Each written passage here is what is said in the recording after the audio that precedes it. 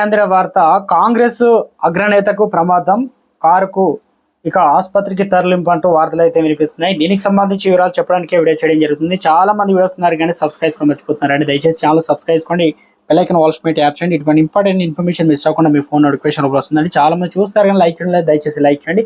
Information అందరూ reach చేసిన వారు అవుతాం. మనం టైరు పేలి భారీ కుదుపులకు లోనైన కారు యాదాద్రి. ఇక బీసీసీ క్యాంపెయిన్ కమిటీ చైర్మన్ మాజీ ఎంపీ మధు యాష్కితో త్రుటిలో ప్రమాదం తప్పింది. శనివారం యాదాద్రి జిల్లా ఆలేరులో ఈ ఘటన అయితే జరిగింది. మాజీ ఎంపీ బలరాం నాయక్ తల్లి అంత్యక్రియలో పాల్గొనడానికి మధు యాష్కి వరంగల్కు బయలుదేరారు. యాదాద్రి జిల్లా ఆలేరు వద్ద రాగానే బైక్ పై ఇద్దరు వ్యక్తులు రాంగ్ రూట్ లో ఎదురుగా వచ్చారు. అప్రమత్తమైన డ్రైవర్ ను పక్కకు తప్పించే క్రమంలో డివైడర్ ను ఢీకొట్టింది. దీంతో కారు 2 టైర్లు పేలిపోయి భారీ కుదుపునకు లోనైంది. ఈ ఘటన మధు యాష్తో సహా కారులో ఉన్న వారికి స్వల్ప గాయాలయ్యాయి.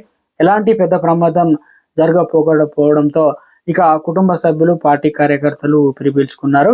కాంగ్రెస్ లో కీలక నేతగా ఉన్నటువంటి మధు యాష్కి గౌడ్కు ఇలా ప్రమాదం తప్పింది.